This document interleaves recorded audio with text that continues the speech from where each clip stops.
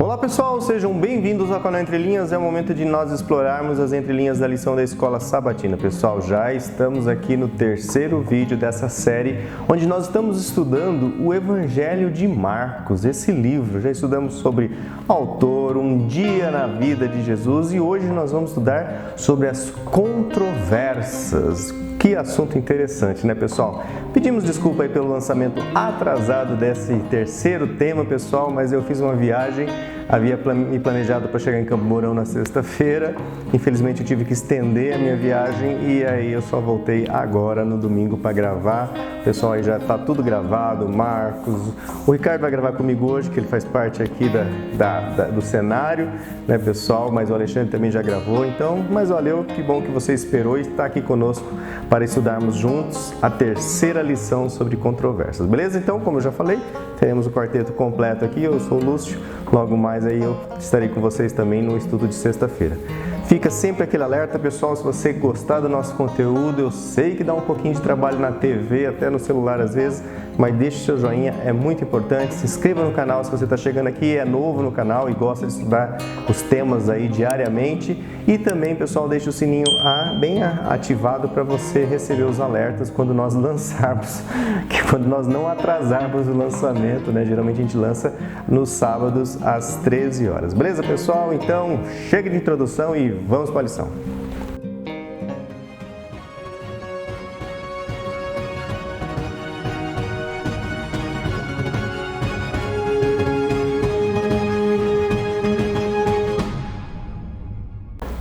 Bom, pessoal, a consequência de nós gravarmos um pouco atrasado é que dá tempo de muita gente comentar e a gente consegue ler o comentário aí de todo mundo que comentou até a nossa gravação, beleza? Teremos aqui no pódio desse comentário da terceira lição a Regiane Alves, sempre marcando a presença aqui, Genésio Mioto também, já é parceiro do canal, e também nós temos aqui lições fortes da Bíblia, que é o Jorge e a Carmen, que eu estou tentando manter esses nomes aqui, mas coloca aqui, pessoal, para eu lembrar de vocês, beleza? A Regiane Alves diz assim: olá, boa tarde, irmãos no canal Entre Linhas, feliz sábado. Genésio Mioto, o sábado foi estabelecido por causa do homem e não o homem por causa do sábado, assim o Filho do Homem também é Senhor do sábado. Isso quer dizer que Jesus é o Senhor de todos os dias da semana e, claro, também do sábado, né? Deus é Deus. Lições fortes da Bíblia. Olá, meus queridos irmãos, que o nosso bom Deus sempre abençoe e proteja todos nós e nossos familiares também. Deixa o coraçãozinho. Temos aqui também Crispim Elcio, feliz sábado, amados irmãos. Deus é maravilhoso, amém. Aprendi 3 coisas que não conseguia entender. Eu não sei se ele compartilha depois, mas deixou os comentários aqui, que bom, a gente fica feliz porque a gente também aprende muito preparando a lição e aí a gente compartilha com vocês e vocês aprendem e compartilham e vamos aí, é aquela questão que quanto mais você divide, mais você multiplica. Interessante, né? Gilvanete, deixa eu só pegar o nome completinho aqui para falar certo. Gilvanete Tito, isso mesmo, Gilvanete Tito já comentando aqui conosco novamente. Boa tarde, irmãos, eu sou Gilvanete Tito, eu sou de Floriano, Piauí, lá de Piauí, acho que é a primeira vez que eu estou falando sobre Piauí. A Gilvanete já tinha comentado conosco uma vez, mas o Piauí, um abraço para todos os nossos irmãos aí de Floriano, aí no Piauí, pessoal. Juarez Osana diz assim: olá, Lúcio, e a todos aqui do canal Entre Linhas. Deus os abençoe sempre nesse ministério. Feliz sábado, eu sou da IASD Central de Salvador, Bahia. Então tem muita gente conhecida aí. Juarez fala com, agora eu não lembro o nome de cabeça, mas a gente fez até uma classe de professores aí, né, online, claro, né, na Central de Salvador, Bahia. Valeu pela companhia, tá vendo, pessoal? Um vai assistindo e o YouTube vai sugerindo, claro, e as próprias pessoas também. Eu não lembro o nome, me perdoe, pessoal, pela minha memória fraca, mas tem irmãs queridas aí da Central de Salvador, Bahia. Margarida Melo, boa tarde, queridos irmãos, paz do Senhor. Lucimi Pereira, feliz sábado, entrelinhanos, né? I'm present, ela colocou aqui, é isso aí. Joivaldo Santos, também sempre comentando conosco, é isso aí, Joivaldo, marque sempre sua presença. Ele diz assim: boa tarde, irmãos, como estão vocês? Olha, Joivaldo, graças a Deus eu estou bem, acabei de chegar de Maringá, fui para casa, tomei o banho. São 100 quilômetros, a gente fez de bike, né, pedalando, e estamos aqui, firmes e fortes, as pernas um pouquinho sensíveis, mas estamos bem.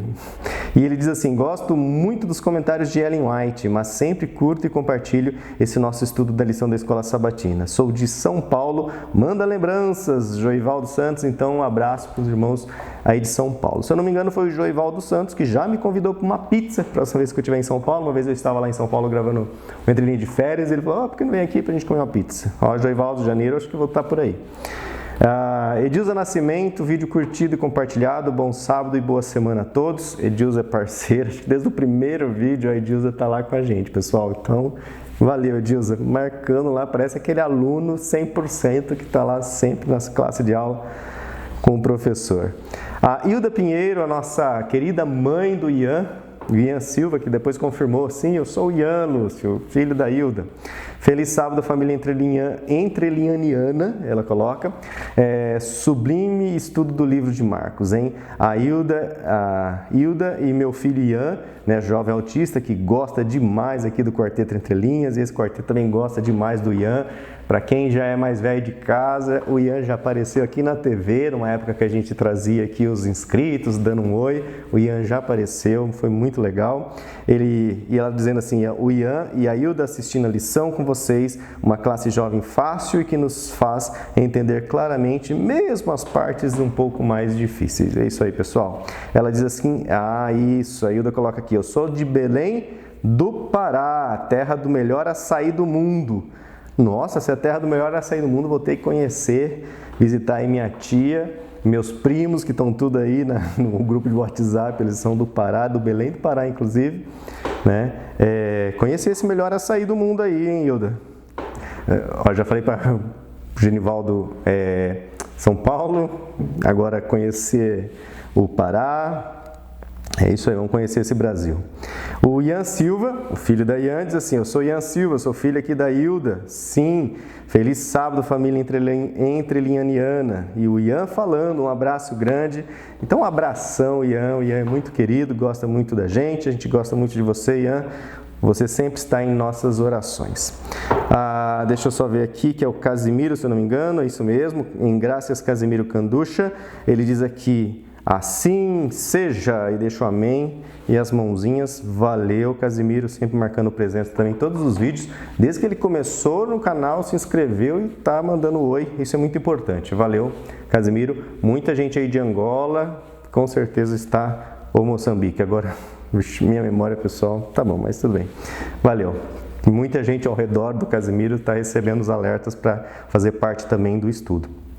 A Beth Souza diz assim: eu sou de São Paulo, eu sou da IASD do Jardim Brasil. Jardim Brasil, não conheço, só conheci a Central, conheci outros aí. Nesse sábado fui em outra igreja, aqui da minha neta, Michele.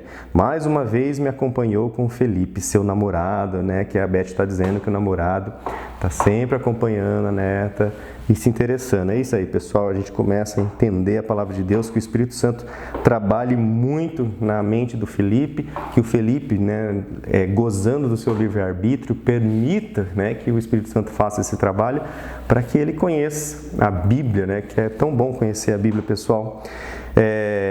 Resposta de Deus às orações de vocês, entre tantas outras orações, com certeza, Beth. Muita gente orando aí pelo Felipe e também, deixa eu só... Isso. Agora ela diz assim: durante a volta para casa, sozinha, porque fiquei, para uma reunião, tive a oportunidade de ler toda a lição 2. Chegando em casa, fui ouvir a lição com vocês entrelinheiros. Agora entrelinheiros.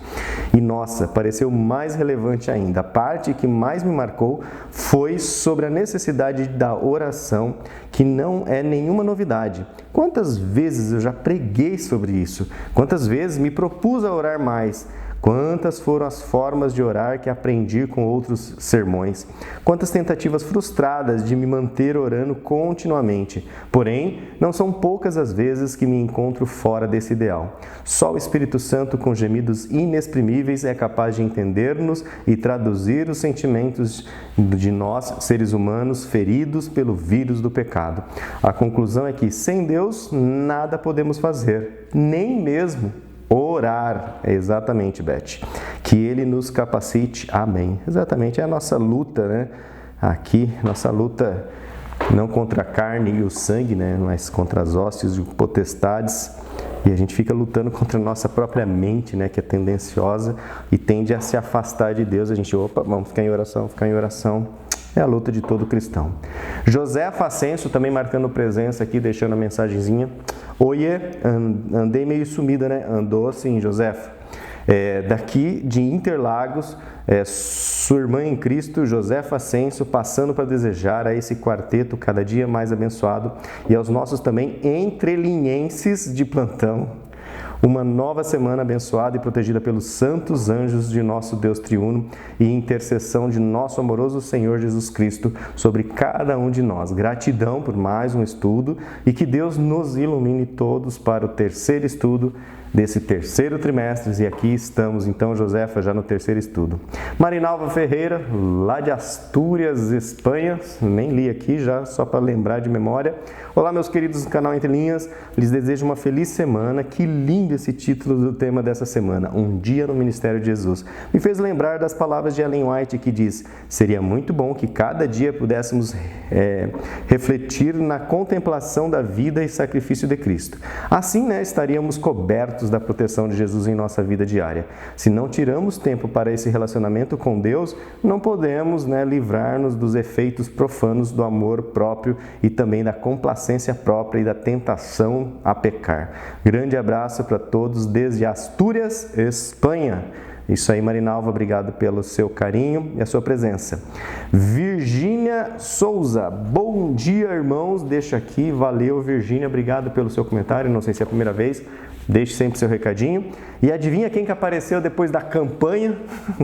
Cadê o irmão João Cavaco? Apareceu o irmão João Cavaco e ele trouxe aqui aquele comentário dele na medida. Eu vou conseguir ler na íntegra aqui pela quantidade de linha, então confiram agora o comentário do nosso querido irmão, mas antes gostaria de dizer, irmão João Cavaco, você faz parte desse canal, sempre trazendo os comentários e você tem o dom da palavra, o dom da escrita aqui, então seja sempre bem-vindo e não suma de novo, hein? 5 questões importantes para a fé gerar ação, segundo Marcos 1,16 até o verso 45. Primeiro, para seguir esse Cristo, o que ele fez, faz e fará no meu lugar? É a pergunta. E aí a resposta, para seguir Jesus Cristo, o que ele fez, faz e fará no meu lugar?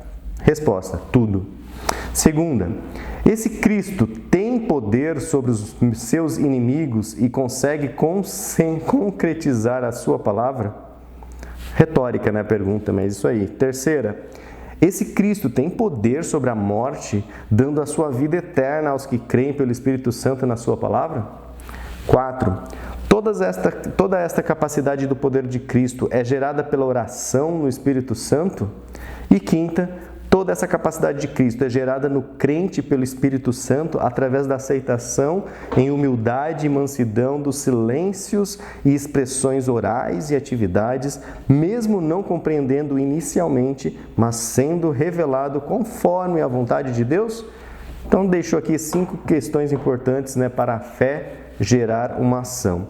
Assina aqui o comentário, irmão João Cavaco, peregrino nas palavras e ações de Cristo pelo Espírito Santo nesta Lisboa de Portugal, numa Europa de guerra, em tudo e fora o resto, até o dia do juízo na gloriosa segunda vinda. Obrigado, irmão João Cavaco, por marcar a sua presença, hein? Estávamos com saudades aí das suas palavras.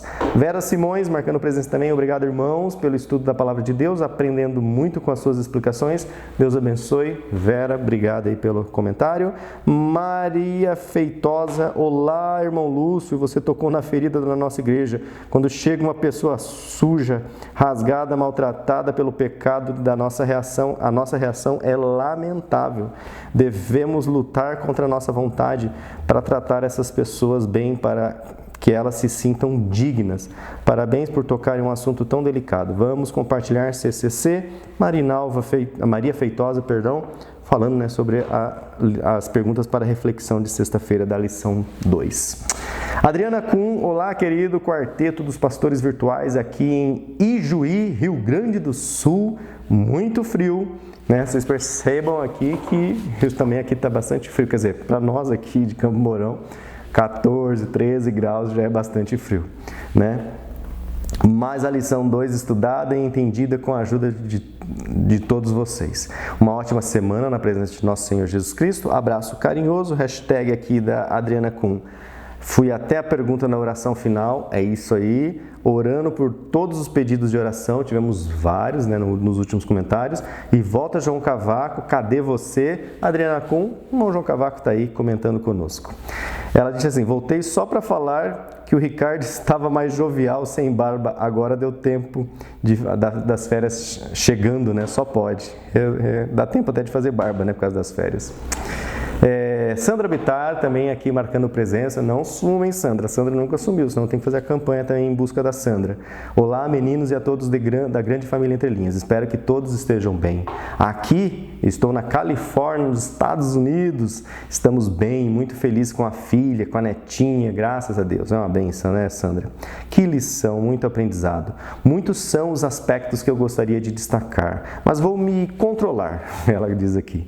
Quando surge o momento em que Cristo chama os que estão dispostos a segui-lo e torná-los pescadores de homens. O chamado de Cristo transcende nosso entendimento. O que ocorre é sobrenatural, não conseguimos expressar em palavras, sabemos que algo diferente aconteceu. Acredito que cada um, quando teve o seu real encontro com Cristo, tem uma história diferente para contar. O que vocês pensam sobre tal momento? Sim, né, eu tive o meu, cada um tem, né, o seu momento de entrega, de busca, de luta, de batalhas, tomadas de decisões, né, profundas.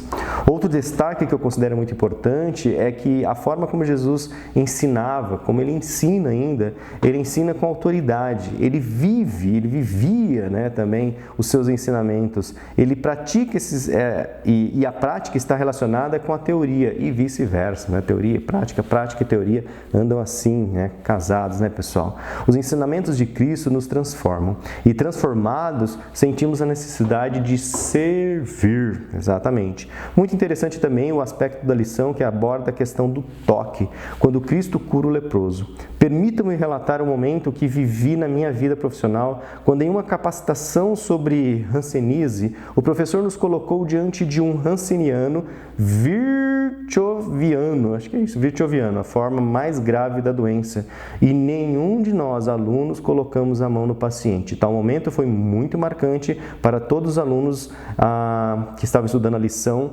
correlaciono com o que vivi na capacitação com o que vivemos hoje, com os vários leprosos que encontro no meu dia a dia. Jesus não só curou a lepra, como também curou o emocional, o social, o familiar daquele que sofre. Lúcio enumerou os leprosos de hoje. Acredito que todos nós pecadores somos leprosos também.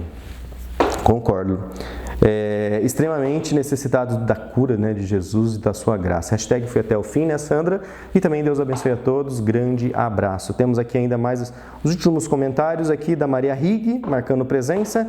Boa noite a todos os irmãos. Deus abençoe sempre que nos presenteia com mais um estudo da lição. Deus seja louvado na vida de cada um.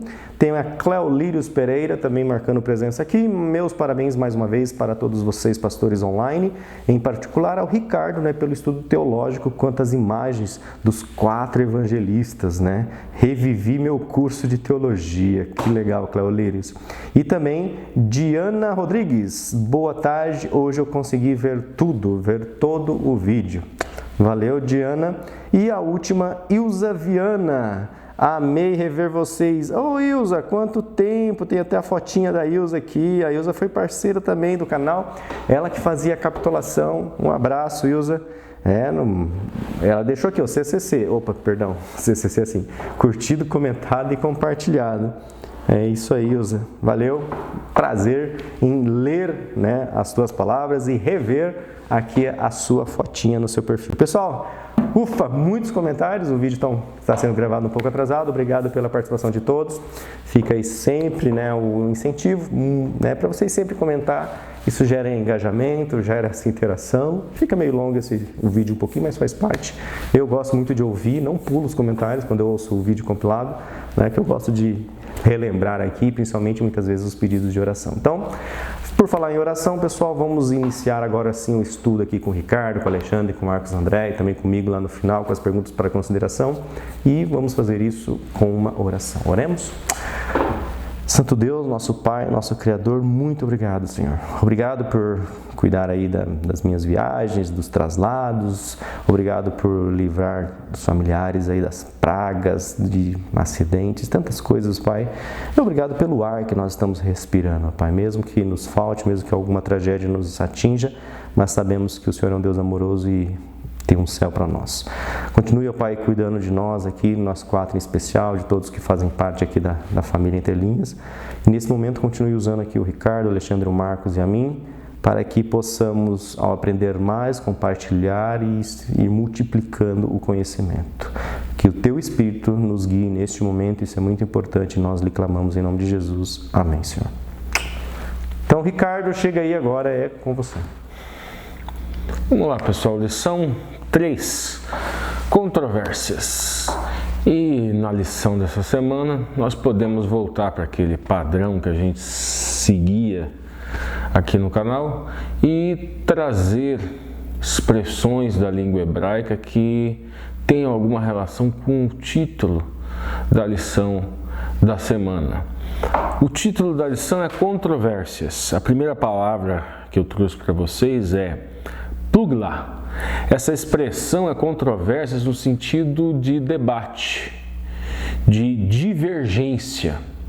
A segunda palavra é din u davarim, que seria argumento ou discussão verbal ou discussão oral. E a terceira palavra é ieruvut. Essa expressão ela significa oposição ou rivalidade, que é mais ou menos o que nós vemos aqui na lição dessa semana com relação a Jesus e os escribas e os fariseus, que nós vemos aqui no livro de Marcos. O verso para memorizar diz o seguinte, gente: E Jesus acrescentou: o sábado, o Shabat, foi estabelecido por causa do homem, e não o homem por causa do sábado. Assim, o Filho do Homem é Senhor também do sábado. Marcos 2, 27 e 28. Em algumas traduções diz, ao invés de por causa do sábado, que o sábado não foi estabelecido por causa do homem e não o homem por causa do sábado, diz algumas poucas traduções para o benefício. Eles traduzem a expressão grega dia como para o benefício, mas a mais utilizada mesmo é essa, é por causa do homem.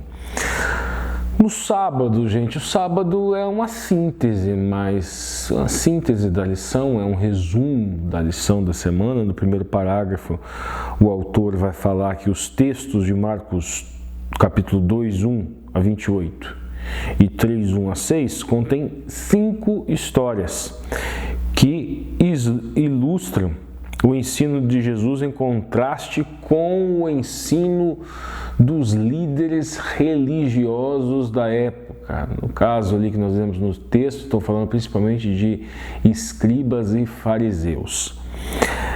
Essas histórias são apresentadas sob um padrão literário no qual cada história sucessiva se liga à história anterior por um tema paralelo. A última dá uma volta e se reconecta com a primeira. Bom, gente, o que a gente pode entender aqui, o texto é grego, só que a forma de raciocinar é uma forma hebraica, e não é uma forma hebraica moderna, diga-se de passagem, é uma forma hebraica do passado. E um dos estilos literários que representam esta forma de pensamento, como o pensamento deles se construíam, se chama de quiasmo. E ela funciona mais ou menos como uma forma de sanduíche. Então, assim, eles não chamavam isso na época. Começaram a chamar isso agora, essa estrutura. Quiasmo também eles não chamavam assim na época. Isso também é uma maneira de chamar agora, aquele padrão mais ou menos. Funcionava, tudo começa com a Torá. Torá, os 5 primeiros livros da Bíblia. Por ali já começam a tentar enxergar como se organizava esse tipo de pensamento, como funciona o nosso pensamento aqui no Ocidente. Nós temos uma influência muito grande dos gregos e da forma com a qual se construíam os silogismos gregos. O silogismo grego, aquele silogismo mais conhecido por todos, é Sócrates, todo homem é mortal. Sócrates é homem, logo Sócrates é mortal. Vocês percebem que o pensamento funciona assim, com 3 proposições, uma premissa inicial, aí uma premissa ali intermediária com um termo médio e uma conclusão. Vocês percebam que ela não é em forma assim de um quiasmo, em forma de um sanduíche. Ela é uma forma de uma coluna. Um pensamento vai se conectando ao outro, dando aquela construção, aquele fluxo de logicidade. Só que isso não significa que essa forma de pensamento é melhor ou pior do que qualquer uma.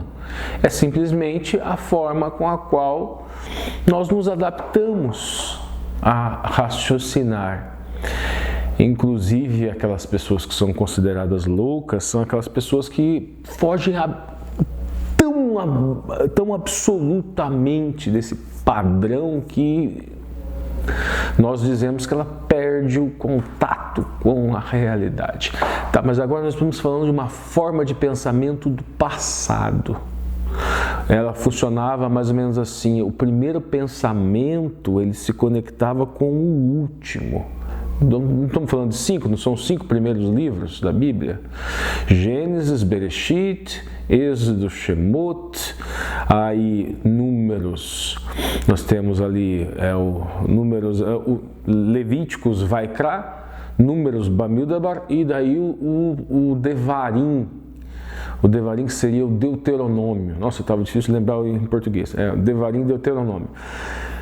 E se enxerga também essa estrutura nas histórias, como se aquilo fosse um fluxo de pensamento, aonde ali no meio estaria o ápice, o auge. Quando se estuda o livro de Apocalipse, muitos teólogos também tentam identificar esse tipo de pensamento em forma de quiasmo ou em forma de sanduíche, mas lembrando, nenhum dos 2 nomes ele era utilizado lá atrás por eles. Eles simplesmente pensavam assim. Eles simplesmente raciocinavam assim. Depois os estudiosos é que vão identificando padrões e dando nomes. Aí depois diz o seguinte: cada uma dessas histórias ilustra aspectos de quem Jesus é, conforme exemplificado pelas declarações de Marcos 2-10, 17, 20 e 28. Vai ser estudado isso ao longo dos dias da semana. A lição de domingo, segunda e terça aprofunda o significado desses relatos e declarações de Cristo. Marcos 3, 20 a 35 é o texto que é estudado na quarta e na quinta. Aquela síntese que eu falei para vocês. O que estudaremos também é um exemplo dessa técnica usada por Marcos, conhecida como história em formato de sanduíche. É um nome que alguns resolveram utilizar. Pode também, outros falam que é quiasmo, outros, e pode até existir outros tantos nomes para tentar identificar essa forma de pensamento dos judeus do passado. Os judeus modernos, eles já não têm mais essa maneira de pensar. Eles são muito ocidentalizados. Em cada caso, o foco está em algum aspecto importante da natureza de Jesus, seu papel Messias e da natureza dos discípulos. Aí nós chegamos propriamente aqui na lição de domingo, curando o paralítico. E o autor da lição nos pede para ler Marcos 1-12, o que o paralítico estava procurando quando foi a Jesus. E a resposta, a gente está no próprio texto da lição, é óbvio que é melhor ler o texto bíblico, né? Aqui na ponta da linha, seguindo a ponta da linha, o homem não conseguia andar, portanto, seus 4 amigos tiveram que carregá-lo até Jesus. Ele só queria ser abençoado, gente. Ele não foi lá assim, ele vai me curar. Ele queria ver aquele homem, o que falavam tanto. Depois que abriram o telhado e ajudaram o homem a descer até Jesus, o mestre viu a fé deles. Lembrando, aqui é muito importante isso. Como que o mestre pode ter visto a fé deles? Sendo que nós, com o nosso pensamento ocidentalizado, vamos pensar assim, opa, a fé é uma convicção. Como é que ele vê a convicção? Gente, emuná é uma palavra que muitas vezes ela pode ser traduzida por coisas concretas, por exemplo, como cargo e função. Então veja bem, ela é uma palavra, por isso que se fala que a fé sem obras ela é morta, porque a emuná ela carrega essa materialidade. Essa materialidade ela é intrínseca a essa palavra dentro do pensamento semita daquela época. Então, aquelas ações, aqueles atos externos, materialmente visíveis, foram perceptíveis aos olhos do Messias, do Mashiach, Yeshua HaMashiach, Jesus o Messias. Ele viu aqueles atos, todo aquele esforço para ele ser colocado, para que ele fosse notado pelo Messias. Aquilo é emuná. Emuná é uma fé atuante, uma fé que gera sinais visíveis. Esses sinais visíveis, essas obras, não são obras, são sinais visíveis da fé. Elas levam para a obra leva à salvação? Não. Mas a fé leva a ações, a atos, leva a você desempenhar uma função nesse ministério. Nem que seja de uma maneira trôpega, como foi no caso de Sansão, como foi no caso de Salomão e de tantos outros que foram ali narrados as histórias na Torá, nos livros proféticos, nos salmos e assim por diante. Vamos continuar. O mestre viu a fé deles, viu a emuná deles. Como alguém pode enxergar a fé? Já explicamos. Assim como o amor, a fé se torna visível por meio de ações, como ilustra claramente a persistência dos amigos.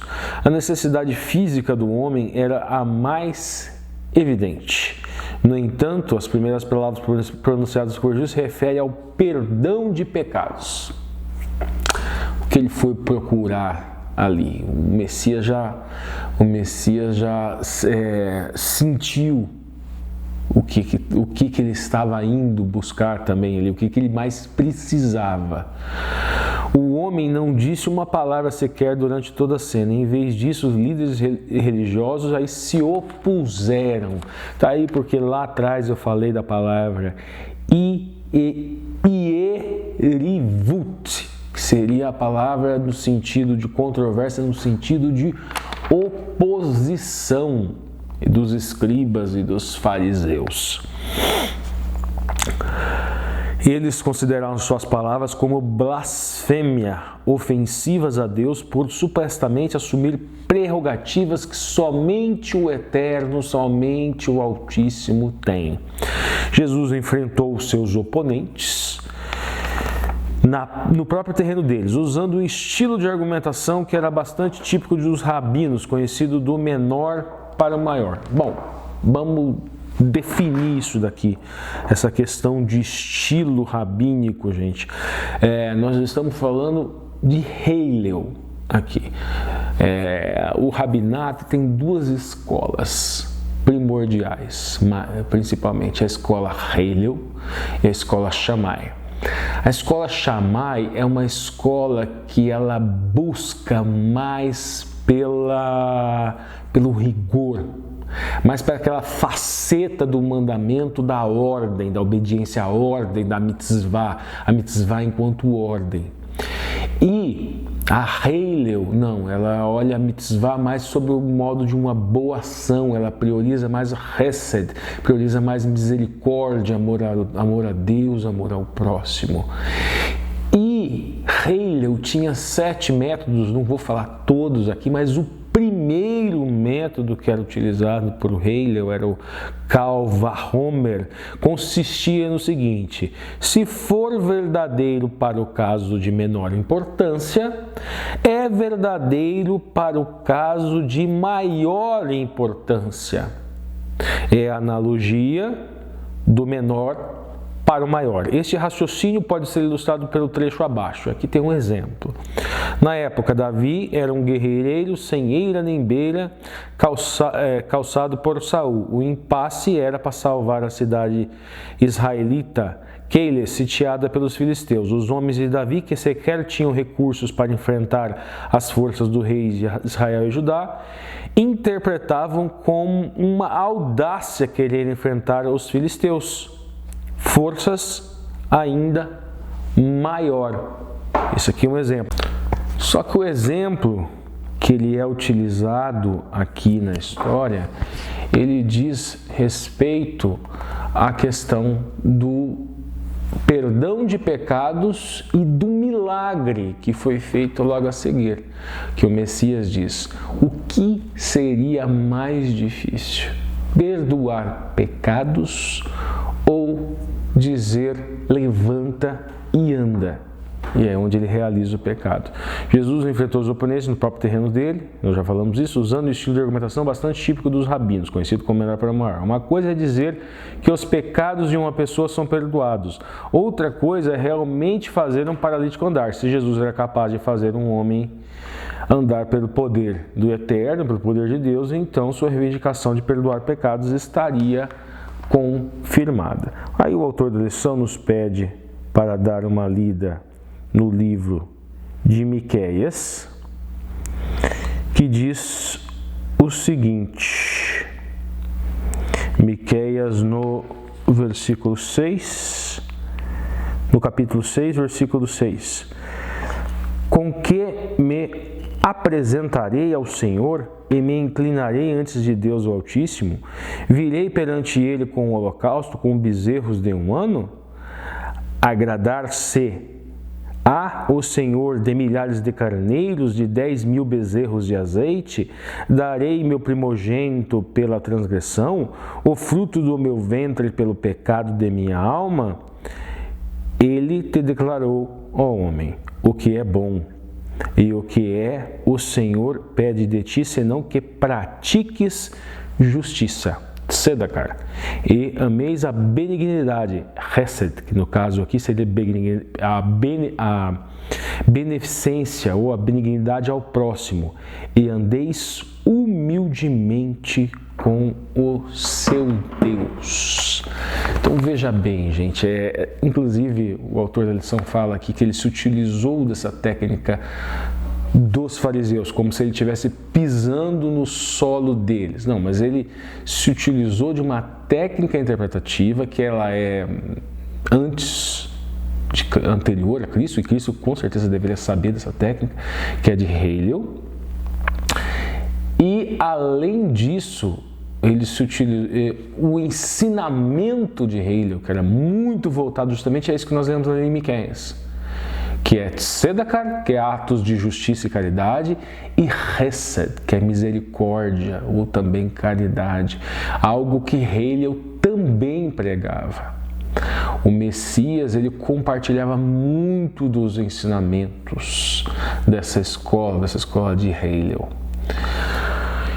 Inclusive, tem um judeu que aparece também nos evangelhos como mestre do apóstolo Paulo, que ele foi criado aos pés de Gamaliel. Gamaliel também era dessa escola de Hegel. Aqueles líderes tinham perdido de vista o que realmente importava, justiça e misericórdia. Então, assim, eles tinham provavelmente uma simpatia a mais pela escola chamaica, uma escola muito mais voltada para o mitzvot enquanto ordem, enquanto obediência, enquanto obediência a mandamentos. Estavam tão obcecados em defender a ideia que tinham de Deus que ficaram cegos para a obra de Cristo que ocorreria diante deles. Aqueles homens não mudaram de percepção sobre Jesus, embora ele tivesse dado evidências de que veio de Deus. Jesus mostrou que era capaz de ler a mente deles, o que já não era pouca coisa, e curar a paralítico na presença deles, de forma que não podiam negar. Gente, como que funciona essa coisa dessa escola Haley, escola Shammai dentro do judaísmo? Não há uma oposição. Eles não falam como se fossem polos opostos. Eles entendem que os dois ensinamentos das duas escolas se harmonizam.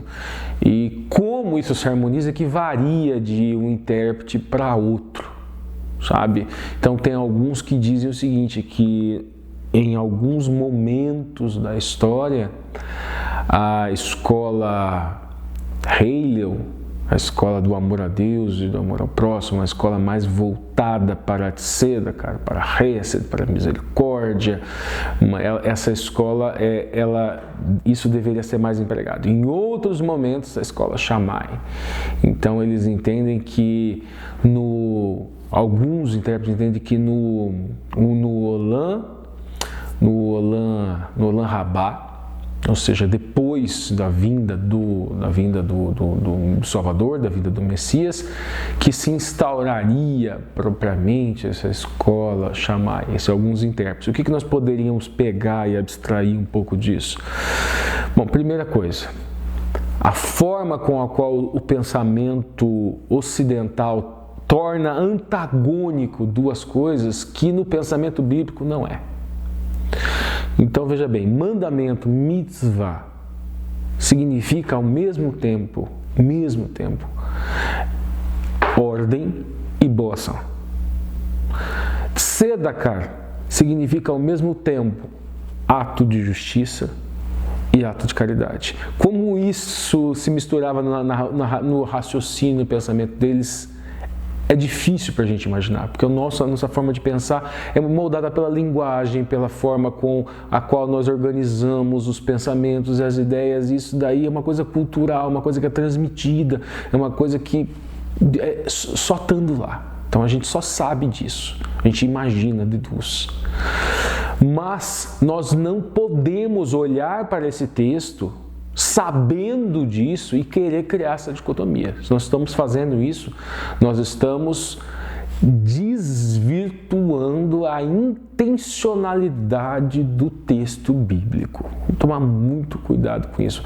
E é muito comum, em razão das nossas preferências, da nossa ideologia, aquilo que nós salivamos mais, se nós salivamos mais pelo amor, pela misericórdia, ou se nós salivamos mais pelo seguir das ordens, o seguir dos mandamentos. E daí nós criamos um baita de um raciocínio para justificar, e daí depois do mas nós falamos aquilo que nós queremos, gostamos de enfatizar mais. São duas coisas que andam juntas, elas trilham caminhos juntos ali no texto bíblico. E o mais importante de tudo, gente, o mais importante de tudo, o cristianismo, ele é uma ferramenta extremamente poderosa, uma ferramenta de poder.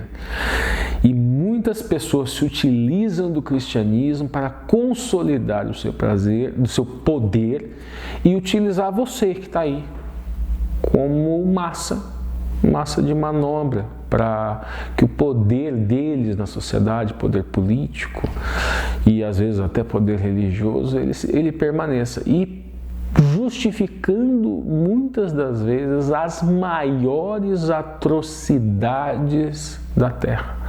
O cristão precisa tomar muito cuidado, porque muitas vezes, sem querer, achando que eles estão no caminho certo da cristandade, eles estão pisando em minorias, estão sendo racistas, estão sendo xenofóbicos, estão sendo eurocêntricos, etnocêntricos e tudo o que é o completo oposto do caráter verdadeiro de Cristo. Eu encerro aqui a minha fala e agora é com o Alexandre.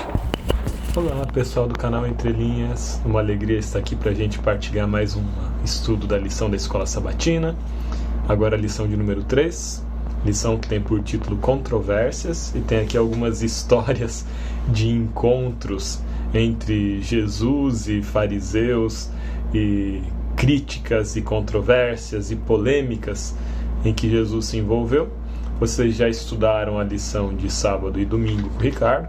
Seguem comigo agora na lição de segunda e de terça-feira.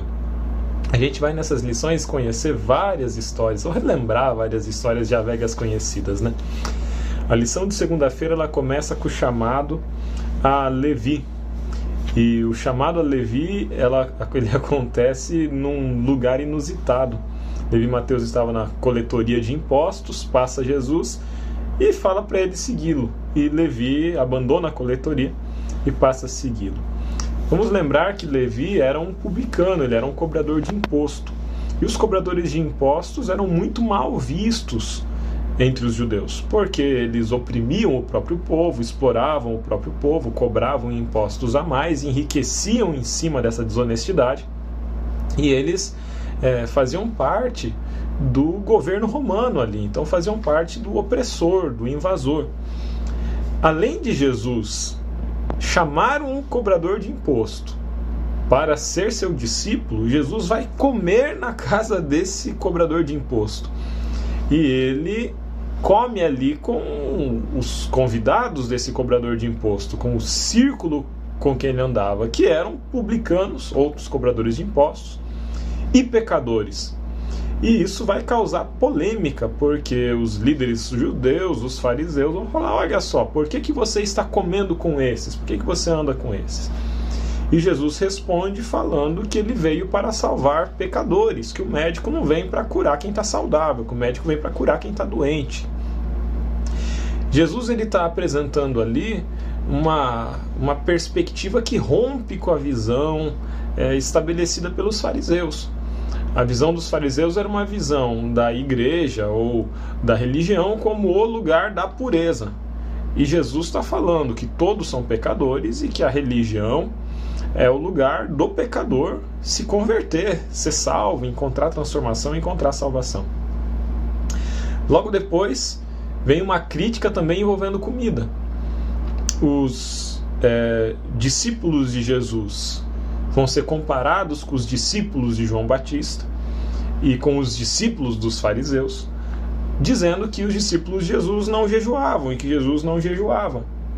E Jesus responde de uma forma também a perturbar ali o pensamento dos fariseus. Jesus fala que não se faz jejum no meio da festa de casamento, no meio das bodas, enquanto o noivo está presente. E ele fala que vai chegar um momento em que os discípulos dele vão fazer jejum, mas esse momento não era durante a festa e na presença do noivo. É bem interessante essas duas passagens. As duas passagens em algum momento passam pela questão da comida, né? E mostra aqui como Jesus ele vai encarar a mesma doutrina, a mesma verdade bíblica, a mesma religião, só que com uma perspectiva diferente, com uma perspectiva que incomoda demais e que subverte em muitos aspectos a prática dos fariseus. A prática dos fariseus era uma prática extremamente árida, extremamente estéril, extremamente crítica. E a prática de Jesus é uma prática aqui de acolhimento, de salvação, de cuidado, de alegria, de comer também. Os discípulos de Jesus vão ser chamados de comilões e beberrões. Jesus vai ser chamado de comilão e beberrão. Vai chegar o momento do jejum, mas aquele não era o momento do jejum. Logo depois, Jesus vai fazer uma comparação aqui, dizendo que não se põe um pano novo, um remendo novo, numa roupa velha, porque vai rasgar a roupa e deixar ela com um buraco maior.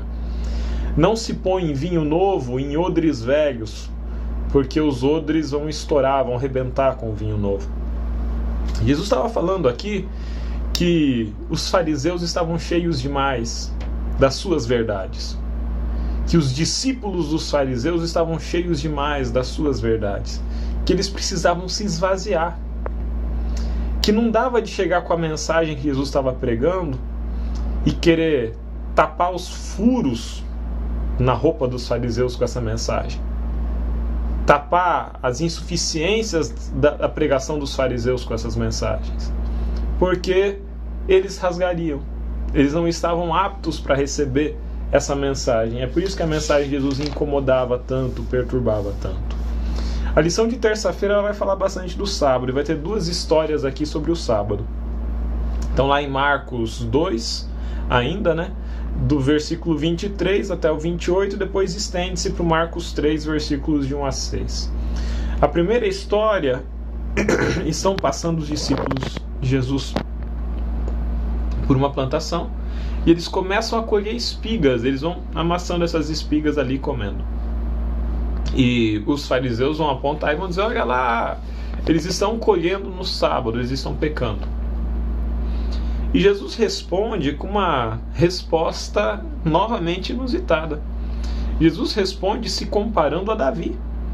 Jesus fala assim, olha, Davi, ele comeu os pães da preposição, que não lhe eram lícito comer. O sábado foi estabelecido por causa do homem, e não o homem por causa do sábado, de sorte que o Filho do Homem é Senhor também do sábado. Jesus aqui, ele se compara com Davi, o que para os judeus era uma afronta, né? Jesus, falando e se comparando com Davi, Jesus estava falando que era o Messias, porque Davi prefigurava o Messias. Jesus, ele fala que ele é Senhor do sábado, que ele é maior do que o sábado, e que o sábado foi estabelecido para servir ao homem, e não o homem estabelecido para servir ao sábado. E ele fala isso em termos geral também da humanidade. Ele subverte a forma de pensar, porque a religiosidade dos fariseus era uma religiosidade que os escravizava. Os fariseus ficavam escravos de ordenanças, escravos de costumes, escravos de um monte de regrinha que eles tinham criado sobre a forma de guardar o sábado, e isso os impedia de viver o sábado como uma bênção. E agora Jesus, ele subverte o pensamento da época, incomoda os fariseus, e o resultado é que os fariseus vão cada vez mais odiar Jesus, e inclusive tentar matá-lo. Na sequência, chegamos a Marcos 3, 1 a 6, tem ali a cena da cura do homem da mão ressequida. Agora Jesus lê o coração dos fariseus, vê o que os fariseus estão sentindo, e ele os leva à reflexão, novamente. Se aproxima diante de Jesus para ser curado um homem que tinha uma mão ressequida, tinha uma deformidade na mão. E Jesus pergunta para os fariseus, porque ele sabia que todos os fariseus estavam ali olhando para ele para ver, ele vai curar ou ele não vai curar esse homem no sábado? A preocupação não era com o homem que sofria, a preocupação não era com o homem que precisava ser curado, a preocupação era em acusar Jesus.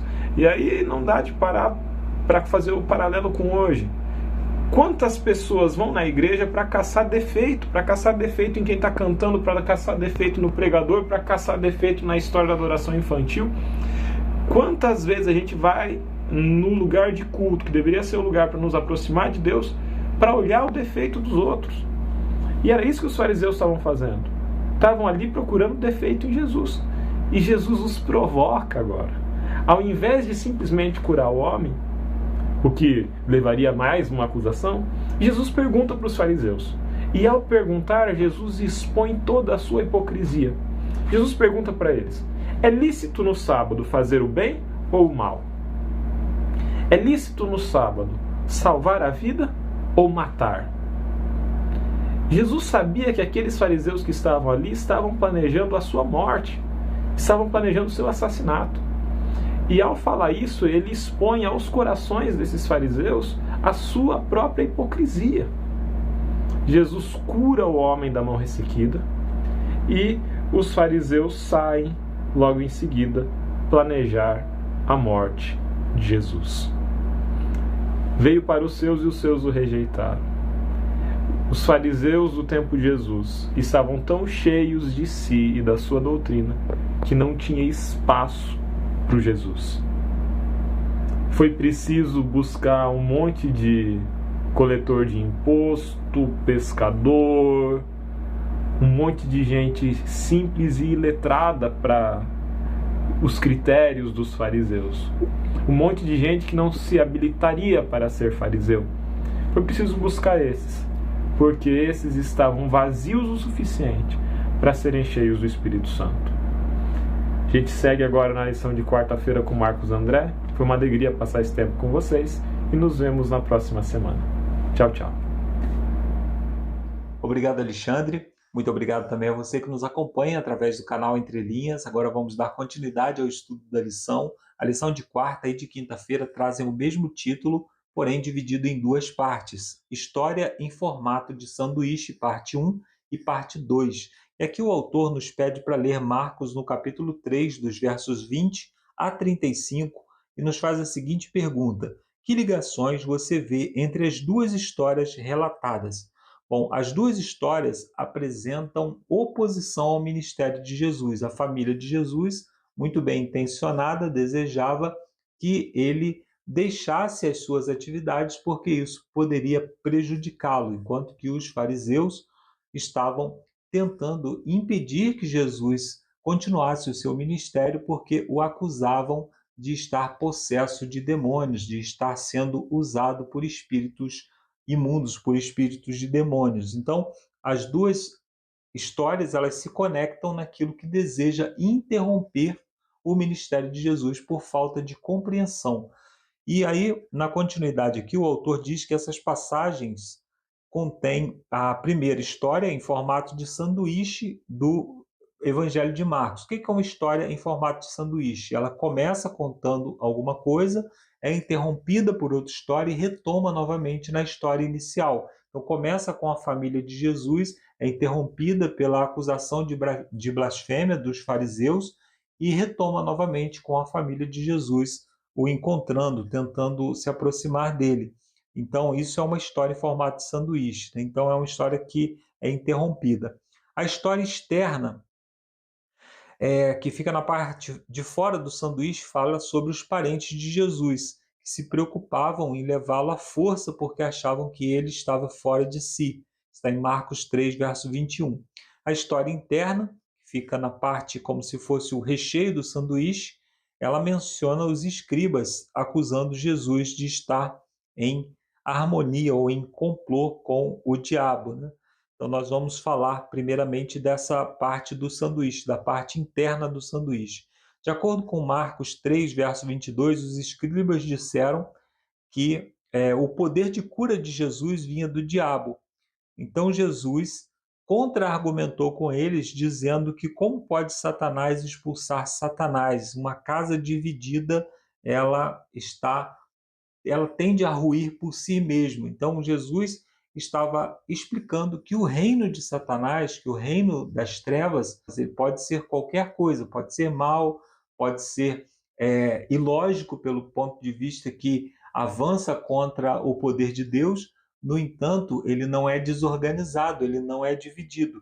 E muitas vezes as nossas igrejas parecem estar divididas. Nós encontramos grupos, nós encontramos pessoas combatendo contra outras pessoas dentro da própria igreja. Nós não vemos uma organização para realizar os trabalhos que precisam ser feitos, principalmente os trabalhos evangelísticos.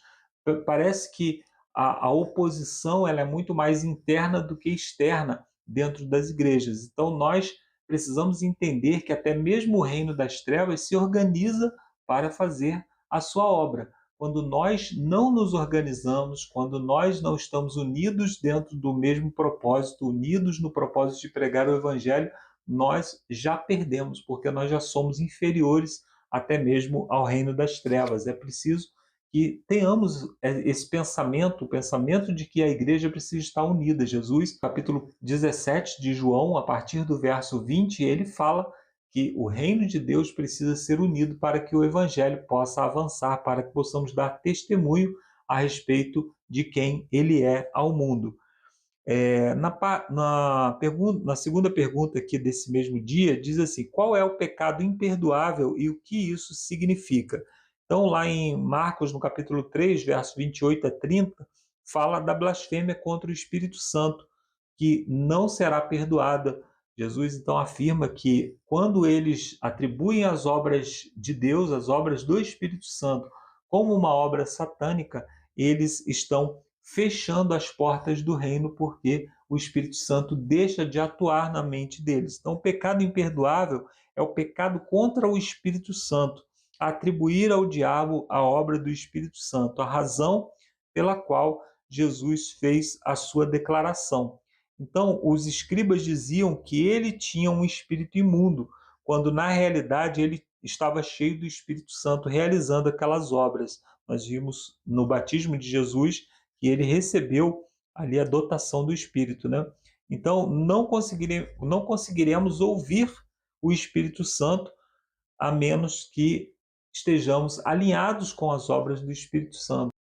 Uma das formas que nós temos de nos levantar contra o Espírito Santo é nos levantar contra a igreja, que apesar das suas falhas, continua sendo instruída pelo Espírito Santo.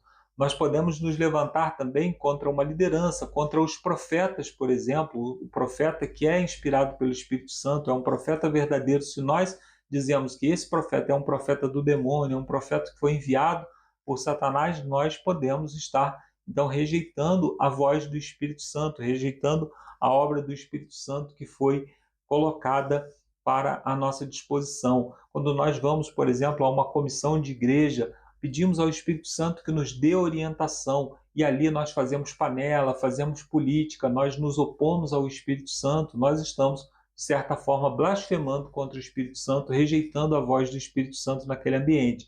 Então existe a forma macro de nós fazermos isso, como aconteceu com os fariseus ali, que se opuseram diretamente a uma obra do Espírito Santo, quando o Espírito Santo realizava sinais exatamente para comprovar diante deles a obra de Jesus, mas nós podemos nos opor à voz do Espírito Santo no dia a dia também. Uma das obras especiais do Espírito Santo, e a mais importante para nós que somos pecadores, é quando o Espírito Santo denuncia o pecado. Quando nós nos levantamos contra a voz do Espírito Santo que denuncia o pecado na nossa vida, nós estamos rejeitando a obra do Espírito Santo e blasfemando contra ele. Ou seja, nós nos fazemos legisladores da nossa própria vida, nós nos fazemos autores da nossa própria salvação e com isso nós corremos o sério risco de perdição. Aí o autor deixa uma pergunta aqui, eu vou pegar somente a parte final da pergunta.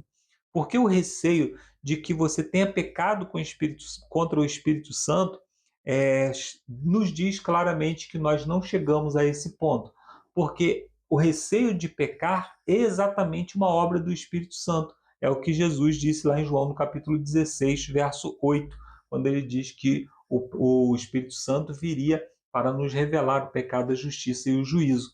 Então, quando você tem dúvida de se você, de alguma forma, já pecou contra o Espírito Santo, isso ainda é um bom sinal, é um sinal de que o Espírito Santo está atuando na sua vida. Você pode pedir a Deus perdão se você tem alguma dúvida a respeito disso e pedir que, se você, por ignorância, tenha cometido esse pecado ou qualquer pecado contra o Espírito Santo, e certamente Deus estará disposto a te perdoar. O único pecado imperdoável é aquele que nós não pedimos perdão, é aquele que nós nos recusamos a pedir perdão, né? E na quinta-feira nós temos a história em formato de sanduíche, parte 2, e o autor nos pede para ler os versos 20 e 21 de Marcos capítulo 3, que experiência levou a família de Jesus a considerá-lo fora de si. Bom, Jesus atraiu para si uma grande multidão e isso impedia que a multidão se alimentasse e até que ele mesmo se alimentasse. Ele se ocupava tanto em atender às necessidades dos outros que negligenciava as suas próprias necessidades. Aliás, essa é a tônica do ministério de Jesus, né? Jesus veio para atender às nossas necessidades em detrimento das dele, porque todo ser humano, inclusive Jesus, desejava viver, e Jesus entregou a sua vida, o que é antinatural, para suprir as nossas necessidades. E aqui, então, a família identificou que Jesus estava se prejudicando e atribuiu a isso a acusação atribuiu a ele a condição de alguma instabilidade mental. Então, o autor até diz aqui que essa acusação é feita quando alguém se torna uma ameaça à sua própria segurança, ou também à segurança de outros, obviamente, né? Então, ele estava tão ocupado que não parava nem sequer para se alimentar. Há um estranho paralelo entre os relatos da história dos fariseus e o relato também da família de Jesus. A família de Jesus parecia ter uma visão semelhante à dos escribas, que dizia que ele estava fora de si, enquanto que os escribas diziam que ele estava aliado ao diabo, ou seja, ambos acusavam Jesus de estar realizando obras estranhas, né? E a outra pergunta diz assim: o que a família de Jesus queria e qual foi a resposta dele? Bom, eles se aproximaram de Jesus para tentar convencê-lo a parar com aquilo. Eles mandaram um recado dizendo que eles estavam ali presentes. E Jesus, então, respondeu dizendo que a sua verdadeira família é aquela que faz a vontade de Deus. Então, Jesus ele redefiniu, segundo o autor aqui, o conceito de família. Muitas pessoas pegam esse texto para dizer que Jesus ele meio que desobedeceu a Maria ou que rejeitou Maria de alguma forma. Nós devemos nos lembrar que se Jesus tivesse feito isso, ele teria quebrado um mandamento, ele não serviria mais como nosso Salvador. Jesus, ele não desonrou Maria em momento algum. Usar isso como argumento para tentar contra-argumentar com um católico é desonestidade intelectual e uma falta de conhecimento bíblico tremendo, porque Jesus ele cumpriu todos os mandamentos, inclusive o mandamento que determina honrar pai e mãe. No entanto, honrar pai e mãe nem sempre significa que nós vamos obedecer ao pai e à mãe em tudo que ele nos ordena. Às vezes ele nos ordena fazer uma coisa que é contrária à vontade de Deus e, nesse caso, permanece a vontade de Deus, como nós lemos em Atos no capítulo 5, verso 29.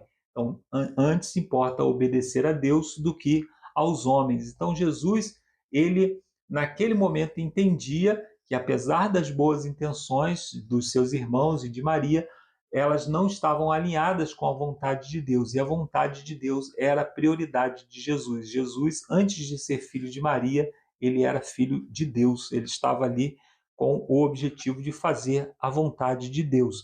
Então, sua mãe e seus outros familiares vieram vê-lo, mas ele não os recebeu. Naquele momento, a família de Jesus não estava em harmonia com a vontade de Deus, como eu disse, e Jesus então rejeitou as instruções deles. As duas partes dessa história, em formato de sanduíche, contêm uma profunda ironia. Na história interna, Jesus dizia que uma casa dividida contra si mesma não pode subsistir. À primeira vista, parece que a história externa à casa de Jesus, sobre a casa de Jesus, estava dividida, era uma família dividida. Jesus tinha um propósito e a família dele apresentava um outro propósito. Então, Jesus resolveu isso ao redefinir o conceito de família. Ele mostrou que a sua filiação ao Pai era mais importante do que a sua filiação humana. Então, os que fazem a vontade de Deus estão junto dele e são a sua família. Com isso, nós podemos hoje fazer parte da família de Jesus também. Muitas vezes, ao longo da história, os cristãos se viram alienados dos seus parentes. É uma experiência bastante difícil. Esse texto de Marcos revela que Jesus passou pelo mesmo problema. Ele compreendeu a situação e pode confortar aqueles que se sentem isolados dos seus familiares, sentem o isolamento familiar. Muitas vezes você faz parte de uma família que tem uma tradição religiosa e você precisa, naquele momento, se desvincular para seguir a palavra de Deus e a família se volta contra você. Jesus passou por essa experiência e tomou uma atitude. É a atitude que nós devemos tomar também. Antes importa obedecer a Deus do que aos homens. Todos nós precisamos em algum momento tomar a decisão de ficar ao lado do nosso Deus, ao lado daquilo que o Senhor nos manda através dos seus mandamentos. Então, que você possa tomar a decisão correta, a decisão de estar sempre alinhado com a vontade de Deus, buscando a direção do Espírito Santo, sem rejeitar a sua voz, sem rejeitar o direcionamento que você recebe do Espírito Santo, para que possamos continuar nessa caminhada, seguindo os passos do nosso Mestre, do nosso Salvador Jesus Cristo. Eu termino aqui essa minha participação, mas ainda não terminamos. Você vai para a parte de sexta-feira com o Lúcio, que vai trazer as perguntas para a nossa discussão, as perguntas para a nossa reflexão. Um abraço, até a semana que vem, e agora é com você, Lúcio. Valeu, Marcos, valeu, Alexandre, valeu, Ricardo, valeu a você que está aqui para acompanhar agora a última parte do nosso vídeo, aqui sobre as controvérsias, onde nós vamos trazer aqui as perguntas para consideração de sexta-feira. São perguntas interessantes, bastante assim, práticas, para que a gente possa refletir em como nós podemos colocar em ação, né, a nossa fé, né, como comentário do irmão João Cavaco, né? Vamos lá, pessoal. A primeira pergunta é assim: o que pode nos ajudar a ver o sofrimento de pessoas como, né, o paralítico lá de Marcos 2, do 1 ao 12, né, aquela cena onde os amigos, os 4 homens, né, fizeram um buraco no telhado, claro, numa casa, né, que era naquele tempo, e aí desceram o paralítico e Jesus, né, fez o grande milagre. Mas a pergunta é: como que nós podemos ver o sofrimento desses paralíticos? E uma forma que nós podemos ver, pessoal, é a empatia. Nós precisamos trabalhar muito o processo de empatia.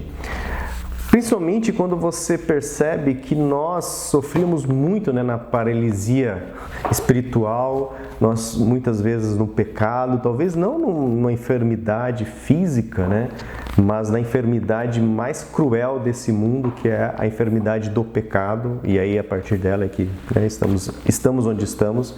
E aí você percebe que Deus, de certa forma, nos acolheu, nos abraçou, nos aceitou, curou as nossas feridas emocionais, nossas feridas psicológicas, e aí nós podemos agora louvar, cantar hinos, estar em comunhão com Ele. Eu acho que isso nos ajuda muito a olhar para o pobre, como a gente estava comentando na lição 2, né? A gente pode olhar muito para os leprosos, agora o paralítico, a gente pode olhar muito para eles e falar assim, talvez, né, uma comparação, claro, dentro dos seus limites, mas talvez exatamente essa é a visão, né, de Deus para mim. Ou seja, você vê uma pessoa paralítica, uma pessoa presa, uma pessoa com seu sofrimento, e você lá, bem, né, em boas condições, e aí você pergunta, poxa, como eu posso ajudar essa pessoa a minimizar o sofrimento dela? Então é assim que Deus age com a gente e é assim que a gente deve agir com as pessoas, né? Tentar olhar para as pessoas e tentar ajudá-las, assim como nós recebemos a ajuda diária de Deus. Pelo menos é o que eu penso. Coloca aqui, são perguntas para consideração, pode colocar a sua consideração, ok? A pergunta 2 diz assim: o ódio e as tradições, elas cegaram os líderes de tal maneira que nem mesmo os milagres de Jesus abriram a mente deles. Isso é grave, né? Algo semelhante pode acontecer conosco, pessoal? O que vocês acham? Pode acontecer? Na verdade acontece comigo, acontece com você. Porque muitas vezes você recebe de Deus uma bênção. Quantos milagres Deus já fez na sua vida, já fez na minha?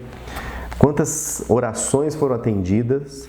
Mas passa-se o tempo e você esquece, eu esqueço, ou se torna mais normal, algo do passado.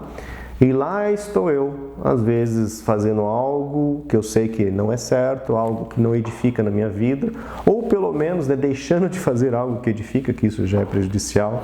Isso acontece com a gente, acho que diariamente, essa cegueira, esse esquecimento.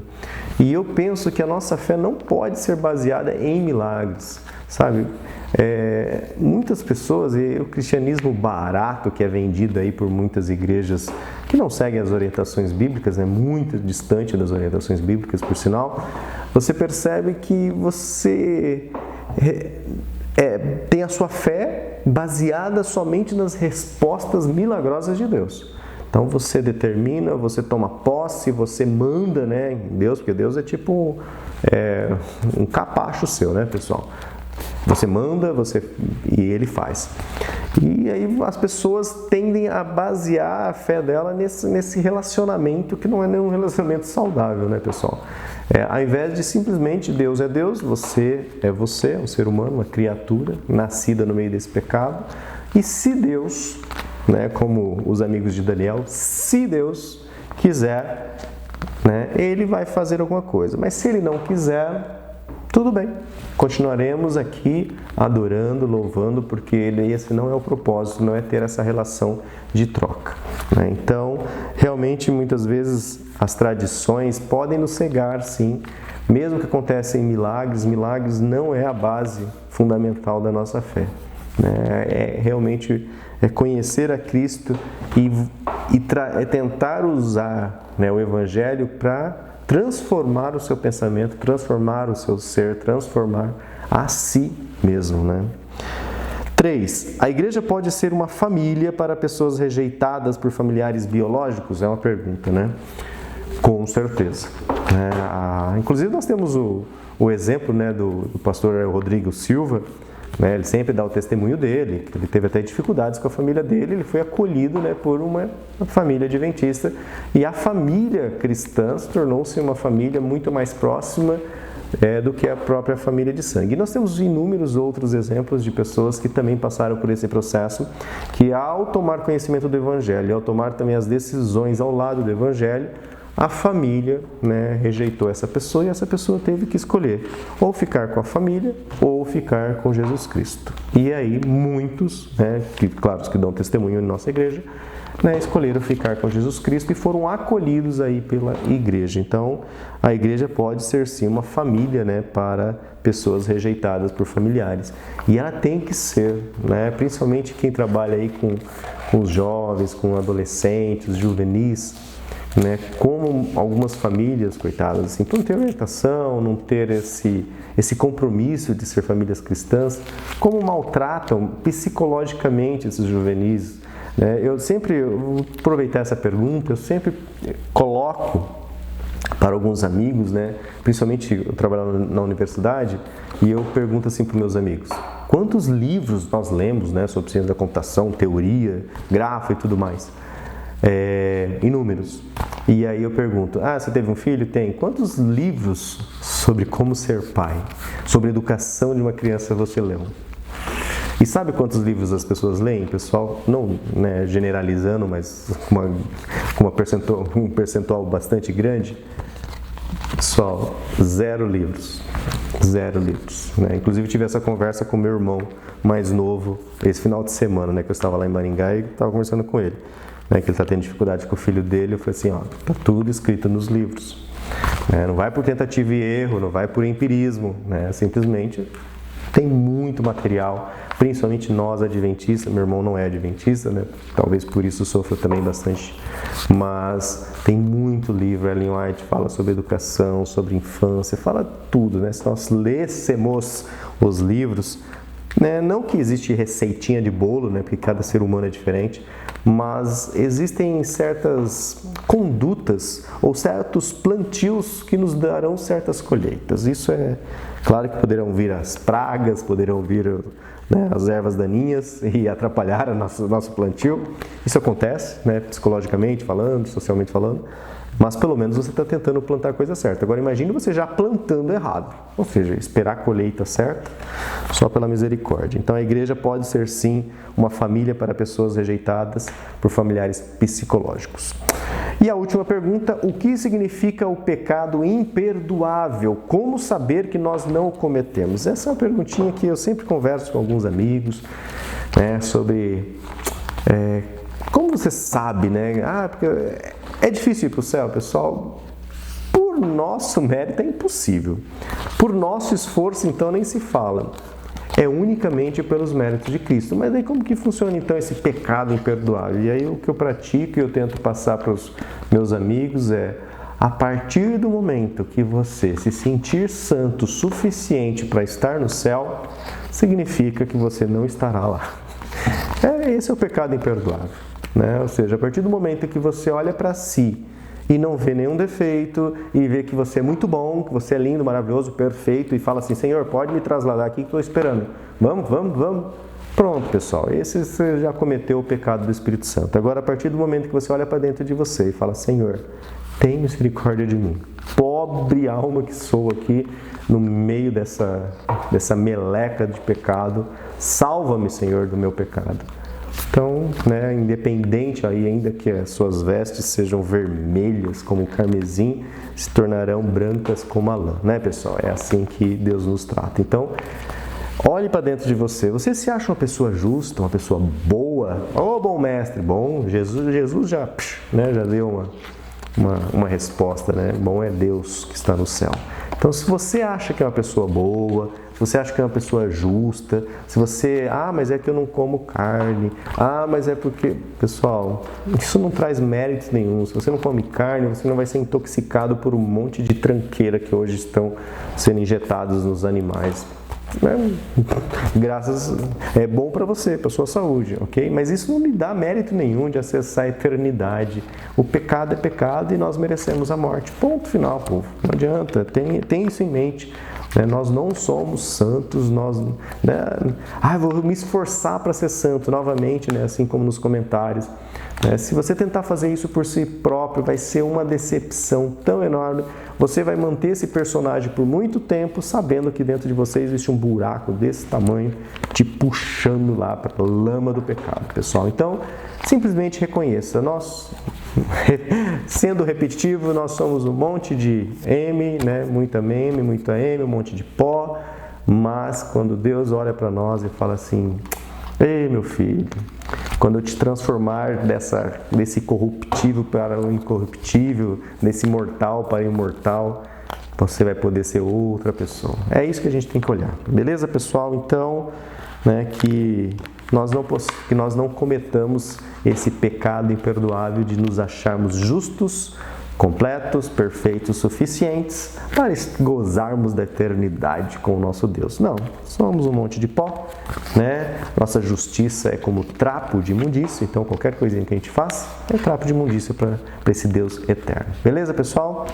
Espero ter trazido aí algumas reflexões. Compartilhe as suas reflexões também sobre essas perguntas, são perguntas bastante pessoais.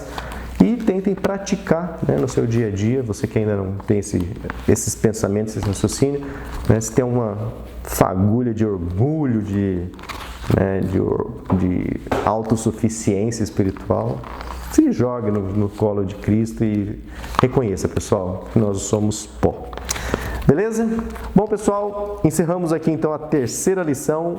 Espero poder gravar e lançar o próximo vídeo a tempo, no sábado às 13 horas, se Deus quiser. Estamos aqui já em Campo Mourão todos.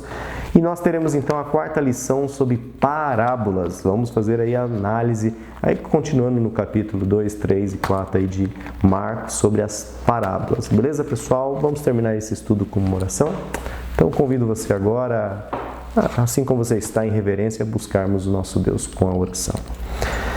Santo Deus, nosso Pai, nosso Criador, obrigado, Senhor. Obrigado porque somos criaturas que o Senhor ama, sabemos que o Senhor nos fez com muito amor, com muito carinho, a sua imagem e semelhança. Sabemos que o pecado sujou toda essa criação, mas sabemos que o Senhor ainda nos ama, Pai. Então nos ajude, Pai, nesse limbo do pecado, a buscar a Ti, a estar em contato contigo, para que as nossas obras, ó Pai, não sejam obras que nos dê mérito, mas que sejam reflexo da Tua presença em nossa vida. Continue usando o Ricardo, o Alexandre, o Marcos, a minha, cada ouvinte que ouviu até aqui, para que possamos agora colocar em ação o que nós estamos aprendendo. Muito obrigado por cada lição que está nos enriquecendo e trazendo conhecimento, mas que o conhecimento por si só não é útil, Pai? Que ele se transforme em algo útil em nossas vidas. Oramos em nome de Jesus. Amém. Então, pessoal, fiquem com Deus, curtam um pouquinho do friozinho para aqueles que estão aqui do sudeste para o sul e que nós possamos nos ver no próximo vídeo. Até lá. Tchau, tchau.